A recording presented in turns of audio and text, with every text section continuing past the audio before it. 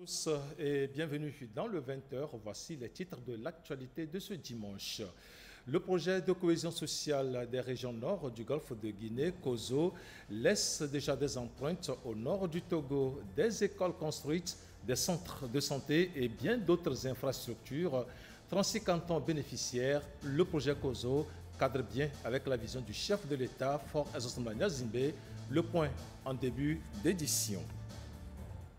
C'est la fin des belles vacances. L'école recommence ce lundi. Adieu les beaux jours qu'on croyait éternels. Parents et acteurs de l'éducation sont à pied d'œuvre dans les marchés et ateliers. L'heure est donc au dernier réglage. Le constat dans ce journal. Enfin, innover et apporter leur contribution à l'évolution de la question du genre, c'est bien l'engagement de deux jeunes photographes togolais, Essolezam et Lina, ont à travers Focal, toi et moi, une exposition de photos mise en exergue les inégalités qui existent entre les deux sexes. Direction la région des Savanes. 36 cantons bénéficiaires du projet de cohésion sociale des régions nord du golfe de Guinée, COSO. 2 ans après le lancement du projet, les impacts sont palpables, vous allez le voir. Des écoles construites, centres de santé et bien d'autres infrastructures, des ouvrages qui impactent positivement le quotidien des populations. Une initiative alignée sur la vision du chef de l'État, Fort Ezosmla Gnazingbe. On fait le point avec Ekoussala. Le projet de cohésion sociale des régions nord du golfe de Guinée, COSO, est mis en place pour une lutte adaptée contre la pauvreté. Au Togo, il est exécuté par l'ANADEB dans 40 cantons frontaliers, dont 36 dans la région des Savanes, 2 dans la région de la Kara et 2 autres dans la région centrale. Le projet assure un accompagnement spécifique aux communautés pour ensuite leur laisser la main dans la prise en charge des activités. Il s'occupe aussi de la mise en place des infrastructures de base, de l'exécution des micro-projets, des formations à la conduite du processus de passation de marché, entretien des ouvrages, entre autres. Ce qui cadre selon le gouvernement avec les ambitions du chef de l'État, Fort Ezosmla Gnazingbe, à travers la feuille de route Togo 2025. Dans le cadre de ce projet, des infrastructures ont été construites ou réhabilitées à Saint-Cassé.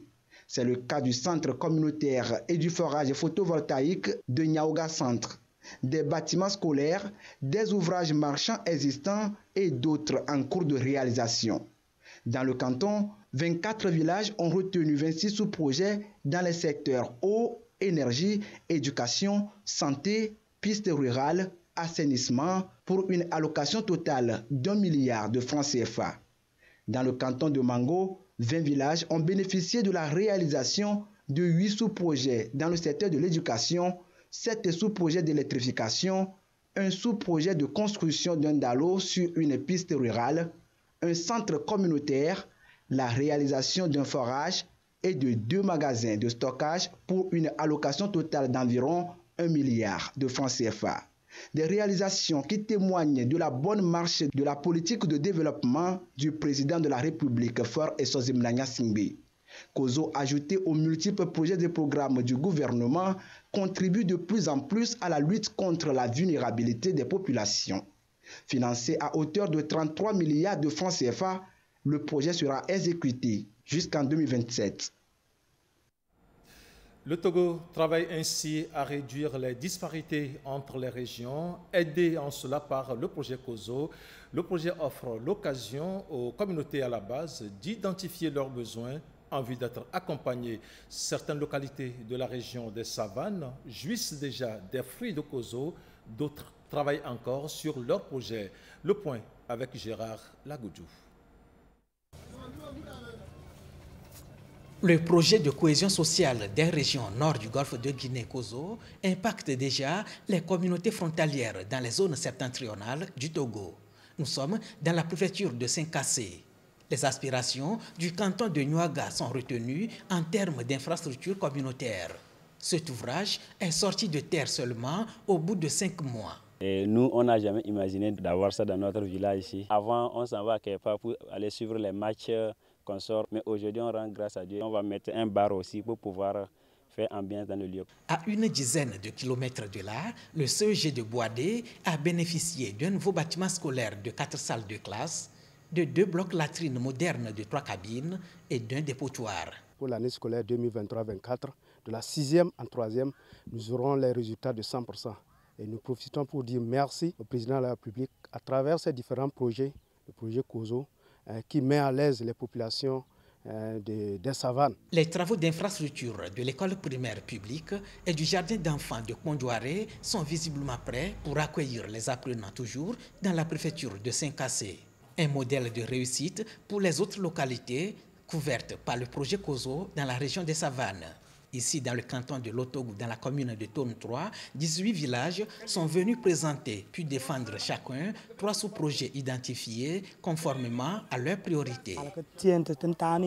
Avant, on était ici, on voyait, on vient nous faire une école, un forage, des infrastructures. On ne savait pas comment ça a commencé jusqu'à on nous a fait cette infrastructure. Mais aujourd'hui, avec le projet COSO, c'est nous-mêmes qui avons fait ressortir nos besoins. Et ces infrastructures peut-être ne répondaient pas à nos besoins. Que tu sois Peul, Moba ou bien Kotokoli, tout ça là, dans le village, tout le monde se réunit.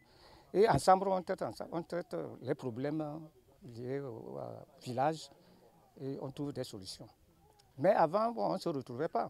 Nous allons remercier vraiment le COSO parce que ce qu'on n'entendait pas, aujourd'hui, on voit la réalité. À la fin, 3 sous-projets couvrant les secteurs de l'énergie, l'éducation, l'agriculture et du social sont retenus. En clair, de nouveaux bâtiments scolaires, des ouvrages d'eau, des plaques solaires, un centre communautaire, un terrain de football seront réalisés. Il y a le fair play entre nous. Et avec ce terrain de football, ça va nous appuyer beaucoup. La jeunesse de Lotogou se retrouve maintenant unie. Et tous les jeunes de Lotogou soutiennent le projet COSO et remercie le chef de l'État. Ces infrastructures viendront renforcer celles qui existent déjà pour la consolidation de la résilience économique et climatique et surtout promouvoir la cohésion sociale. Et les autorités locales comptent également jouer leur partition. Nous aurons à construire les boutiques, nous aurons à construire les boucheries, nous aurons à construire beaucoup de choses.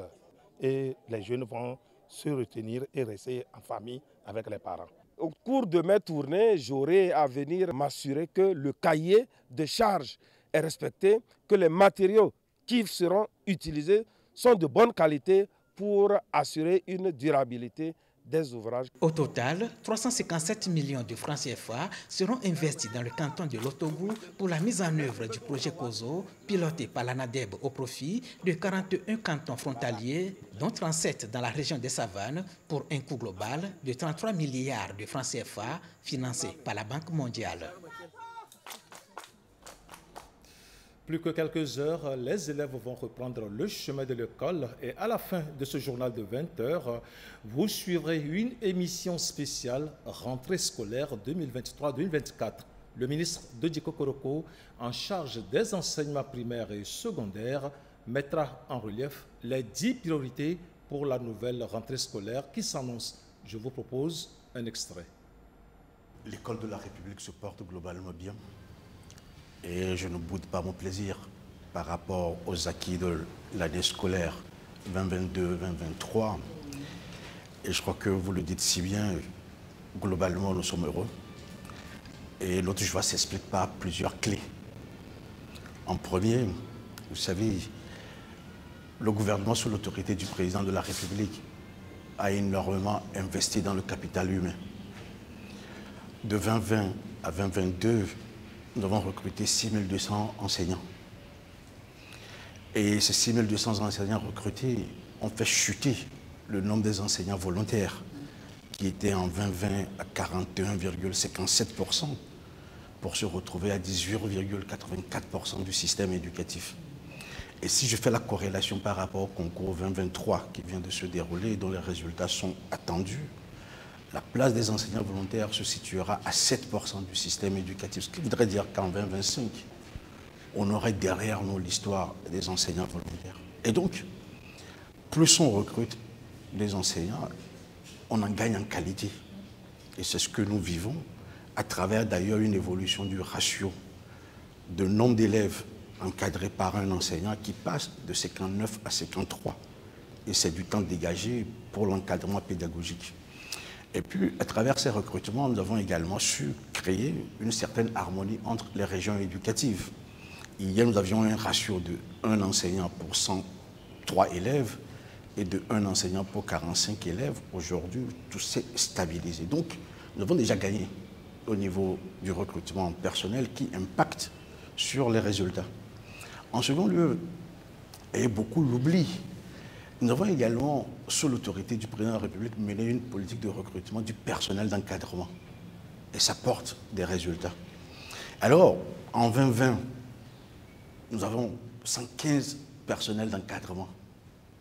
Aujourd'hui, 2023, on est à 418 personnels d'encadrement. Quand vous parlez du personnel d'encadrement, c'est les inspecteurs? C'est les conseillers pédagogiques, les inspecteurs. Et je vous donne des exemples assez corrélés. Dans l'enseignement préscolaire et primaire, en 2020, nous avions 11 inspecteurs. Aujourd'hui, nous avons 71. En 2020, au niveau des inspecteurs du secondaire général et technique, nous avions eu 54 inspecteurs, ce qui a mené d'ailleurs un inspecteur à avoir 5 ou 6 inspections. Aujourd'hui, de 54, nous sommes allés à 185. Et même ratio pour les conseillers pédagogiques, nous sommes passés de 54 à 153. Alors, le système gagne de nouveau en qualité. Vous avez également la réouverture des écoles normales de formation des professeurs d'école et par extension de l'école normale supérieure.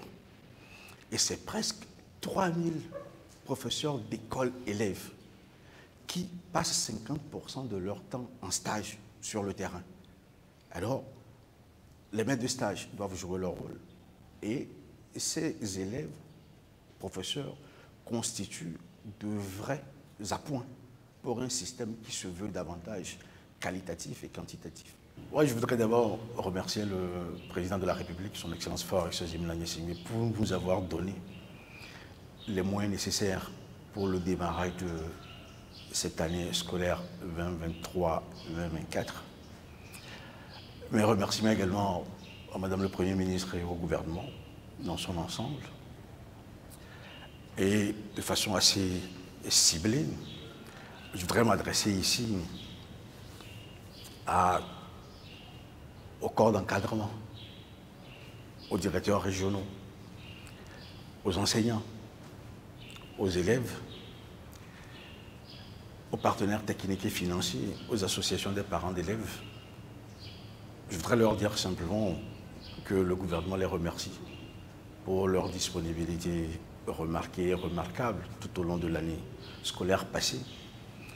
Et le gouvernement voudrait simplement les rassurer de sa disponibilité, de sa détermination à œuvrer pour une année scolaire 2023-2024 réussie, apaisée et éclatante. Rendez-vous donc à la fin de ce journal de 20 h pour l'intégralité de l'émission spéciale rentrée scolaire 2023-2024. Le ministre Dodje Kokoroko, en charge des enseignements primaires et secondaires, mettra en relief les 10 priorités pour la nouvelle rentrée scolaire. Dernier jour des vacances, ce dimanche, l'école va recommencer. L'heure est au dernier réglage. Dans les marchés et ateliers de couture, le constat à Dapan dans ce sujet de Gérard Lagoudou. Le marché de Dapan a quelques jours de la rentrée scolaire. Le secteur des fournitures scolaires ne se désemplit pas. J'ai un enfant qui va rentrer au préscolaire. J'ai pris quelques cahiers et des crayons de couleur, puisque au jardin, les enfants du jardin font beaucoup les dessins. Les parents viennent, ils prennent un peu quoi. Le marché, ça va un peu, ça sort. D'autres viennent pour se renseigner et aller chercher les moyens pour revenir. D'autres viennent, au moins ils achètent un peu, soit disant que bon, comme nous sommes presque à la fin du mois, ils vont revenir et réacheter. Sac au dos et tissu, autre point fort du moment. Moi, je suis venue pour payer les tenues des enfants. De 3e, il y a la 4e, il y a la 5e. L'enfant ne va pas accepter de porter l'ancien kaki. Il faut, à chaque fois qu'il change de classe, il faut au moins le renouveler pour qu'il soit fier dans sa tenue. Comme les prix ne sont pas augmentés, alhamdoulilah, ça va mieux. Cette petite quantité seulement m'a valu quelque chose de 15 000, donc c'est rien que des cahiers seulement. sans compter les sacs au dos, leurs tenues scolaires, les chaussures. Il faut ça parce que c'est un devoir pour nous en tant que parents. Les tenues sont déjà cousues, il n'y a pas de souci pour ça. Tenues déjà cousues pour les enfants de Charles, mais chez d'autres, l'heure est encore au dernier réglage. Il y a les gens, ils attendent la veille pour venir faire leurs commandes. Donc, comme nous aussi, c'est notre travail, on est habitués, donc on les attendait. Il y a pour certains, c'est déjà fini, ils ne sont pas encore arrivés. Et pour certains, c'est ça qui est sur la machine comme ça. Et l'atelier de Germaine a tout mis en œuvre pour s'adapter au rythme de la clientèle. Actuellement, ces pantalons, je suis en train de faire comme ça. C'est pour un lycéen. Il fait la seconde. Il y a les chemises. Ça aussi, c'est pour un lycéen. Ça aussi, c'est pour une lycéenne. Et ça, c'est pour un collégien. Il fait la salle de 3e. C'est pour une collégienne aussi. On est obligé de veiller pour pouvoir finir les commandes pour les enfants. Pour que le jour J, les enfants ne viennent pas pleurer que on n'a pas fini mon kaki. Chez Germaine, les tissus sont cousus conformément aux directives du ministère en charge de l'éducation pour éviter tout ennui avec le corps enseignant et les autorités ou encore des obligations de retouche à la rentrée 2023-2024 qui s'ouvrent ce lundi sur toute l'étendue du territoire national. Ce lundi, donc, élèves et enseignants vont reprendre le chemin des classes. Parents et acteurs de l'éducation sont à pied d'œuvre pour assurer une bonne rentrée. Un tour au collège protestant de Lomé-Tokoin pour nous situer sur l'organisation de la rentrée. Arifa Nutunga, Sandra Aziadé. À l'aube de la rentrée académique 2023-2024, le collège protestant de Lomé-Tokoin, tout comme beaucoup d'autres établissements scolaires, se plonge corps et âme dans les derniers préparatifs pour accueillir au mieux ses élèves. Abel et Nathalie viennent tout juste de finaliser leur inscription. Ils sont impatients de retrouver les bancs de l'école. J'ai déjà finalisé mes inscriptions. Maintenant, je suis prêt pour la rentrée. J'ai déjà les cahiers, le sac, tout mes matériels. Je suis tellement impatiente de commencer la rentrée parce que comme c'est la toute première fois que je suis dans cet établissement, je suis enthousiaste de bien commencer la rentrée et de faire de nouveaux amis. J'ai déjà fait l'inscription. Ici, au sein du collège protestant Lomé-Tokoin, tout a été méticuleusement mis en place pour offrir aux élèves un environnement propice à leur épanouissement. Des bâtiments rénovés, des salles de classe soigneusement préparées et un terrain aménagé. Tout est prêt, n'attendant plus que les élèves. Les préparatifs de la rentrée sont de 3 ordres. D'abord, côté pédagogique, les formations se font au niveau des chefs d'établissement et ensuite au niveau des encadreurs, des enseignants. Oui, parce qu'au niveau de l'État, cette année, il y a beaucoup d'innovations pédagogiques. Donc, nous sommes informés et à notre tour, de former également les enseignants pour qu'ils puissent prendre en charge les élèves. Le côté administratif qui est d'inscrire les nouveaux élèves, des élèves de 6e et seconde surtout, qui nous viennent d'ailleurs. Et au niveau infrastructurel, nous devons donner plus d'éclat à la maison en rénovant un peu les bâtiments, en badigeonnant un peu les endroits sales. Et là, nous sommes pleinement entrés. C'est parti pour 9 mois où le corps enseignant se consacrera pleinement à fournir une éducation de qualité, incluant chaque apprenant. La rentrée scolaire, c'est bien demain. Les élèves seront dans la rue. Il faut faire preuve de vigilance. Les usagers de la route sont invités à redoubler de prudence afin d'assurer une rentrée scolaire sécuritaire pour tous en respectant les passages à piétons. Maoko Ayanor, Marie-Ange Bida. Dans l'effervescence quotidienne de la vie urbaine, un élément souvent négligé prend tout son sens. Le passage clouté ou passage piéton. Une bande blanche tracée avec précision, point focal pour la sécurité de tous. La vitesse en agglomération est limitée à 40 ou bien à 50 km/h.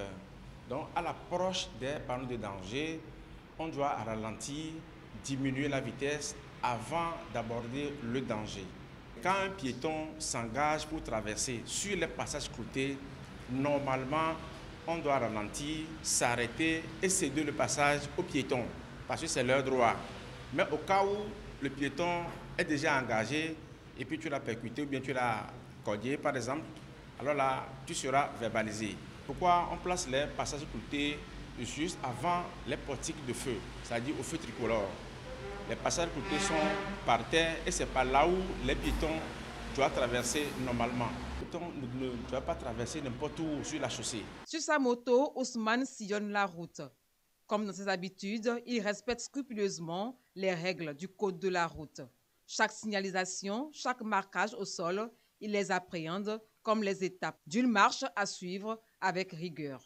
Lorsque le piéton s'engage pour traverser, même s'il y a le feu vert, il faut un peu ralentir et on est tous des humains, donc c'est compréhensible de lui laisser le passage. Le passage clouté ou passage piéton, c'est bien plus qu'un simple marquage. C'est un point d'ancrage pour les piétons, un espace où ils trouvent leur légitimité. Les panneaux avancés à 50 mètres, tels des guides, annoncent cette oasis de sécurité. Pour que nous, les piétons, nous puissions traverser facilement la route, les véhicules, en voyant les passages cloutés, ils doivent ralentir, ils doivent s'arrêter. À l'approche de la rentrée, la responsabilité de chacun prend tout son sens. La route, elle parle. Elle nous enseigne la vigilance, la prévoyance. Elle nous rappelle que chaque marque au sol est une invitation à la sécurité. Alors, écoutons-la, respectons-la pour que chacun puisse rentrer chez soi sain et sauf, prêt à affronter un nouveau jour. Il faut retenir que l'Université de Kara connaît ses premiers docteurs en médecine 2 mois après la première vague. La deuxième de la faculté des sciences de la santé de la dite université était face au jury pour défendre leur thèse de doctorat. Compte rendu, Nestor Mozo. La faculté des sciences de la santé, FSS, de l'Université de Kara a une étape importante de son évolution. Les étudiants de la première promotion de cette faculté sont en phase de soutenance de leur thèse de doctorat. Après la première vague en juillet dernier, c'est au tour de la deuxième vague de se soumettre à l'exercice. Avant le démarrage de cet exercice, le président de l'Université de Kara a souhaité une bonne chance aux aspirants docteurs. Pour le professeur Kokou Tcharier, ils doivent laisser une bonne impression pour donner raison à ceux qui ont œuvré pour la création de la faculté des sciences de la santé à l'Université de Kara. Ils ont passé 8 ans à étudier. Aujourd'hui, l'heure de la vérité a sonné pour prouver qu'ils ont maîtrisé la formation reçue. Pour la première journée, 4 étudiants ont présenté et soutenu leur sujet. Sujet qui porte sur des pathologies qui sont d'actualité et qui menacent sérieusement la santé des populations, notamment les maladies cardiovasculaires, les cancers du sein et de l'utérus. Les travaux des 4 étudiants ont été acceptés par les jurys. Bien évidemment, les impétrants sont comblés de joie. Ils ont obtenu le grade de docteur en médecine. Nous avons choisi de faire la thèse sur connaissances, attitudes et pratiques des sages-femmes des régions de la Savane, de la Kara et de la Centrale sur les cancers du sein et du col de l'utérus. Parce que nous avons constaté que les femmes qui ont ces cancers viennent à un stade tardif et nous n'avons pas d'option thérapeutique. Et arrivé à ce jour, je dirais merci à mon Dieu. C'est une joie. Oui, le thème de notre soutenance était les motifs de consultation. Il y a un site clinique correspondant en cardiologie au centre hospitalier régional de Sokodé. Et au décours de notre étude, nous avons pu identifier les motifs les plus fréquents, à savoir l'hypertension artérielle, la dyspnée et la douleur thoracique. Ces pathologies graves ont été souvent révélateurs de pathologies potentiellement mortelles. Bon, ce matin, c'est déjà un sentiment de joie qui nous anime. Nous attendons à aller vers la population pour faire bénéficier de notre connaissance. Les responsables de la faculté des sciences de la santé de l'Université de Kara sont fiers de cette première promotion. Ils espèrent que leurs prestations vont combler les attentes. Ils sont outillés pour poser des actes de médecine générale. Bien sûr qu'ils peuvent encore continuer leurs études pour se spécialiser. Pour cette promotion, nous leur avions dit que c'est eux qui font la faculté, dorénavant dans la population générale. Et nous attendons d'eux des soins de qualité, le professionnalisme, l'engagement et surtout la volonté de faire progresser les structures sanitaires dans lesquelles ils travailleront.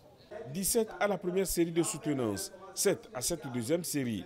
Ce sont donc 24 médecins issus de la première promotion de la faculté des sciences de la santé de l'université de Kara qui viennent de rejoindre la famille du corps médical au Togo. L'actualité hors du Togo, en Libye, il faut reconstruire Derna après la catastrophe. Les autorités de l'Est annoncent une conférence internationale.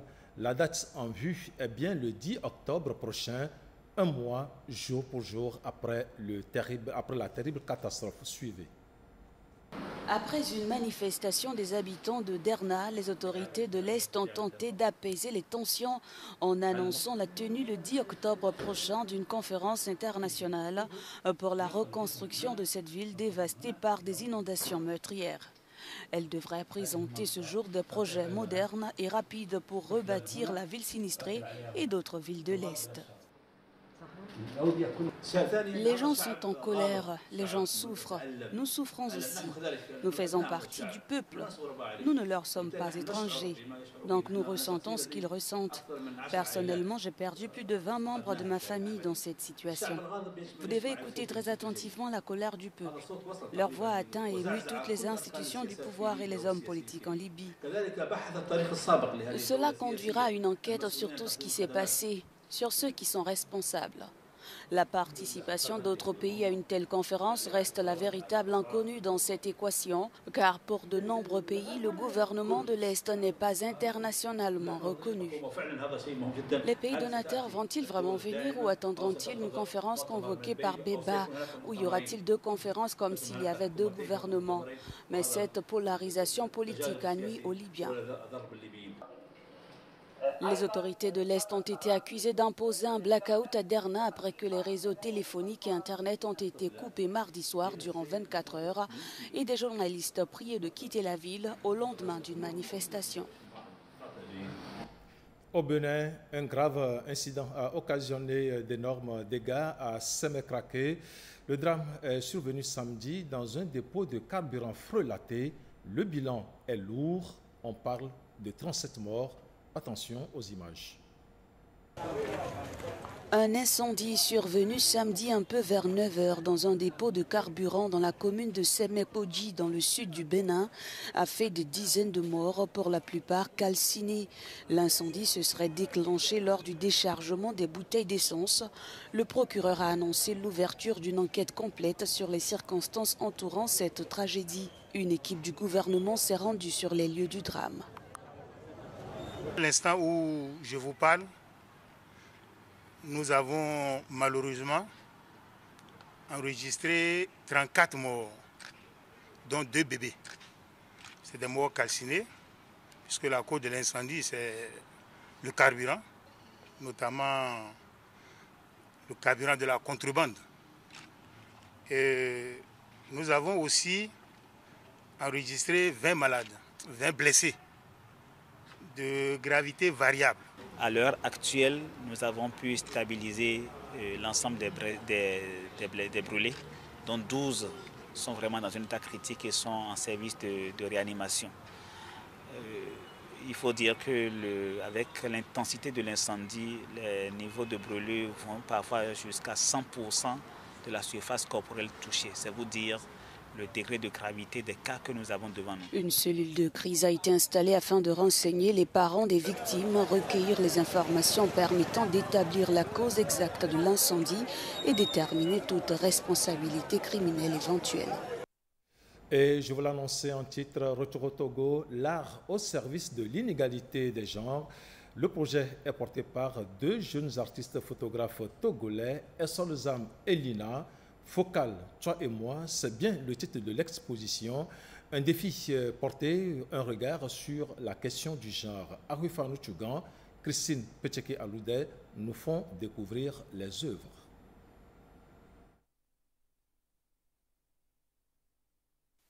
Un cœur à portée de main s'étale sur cette toile.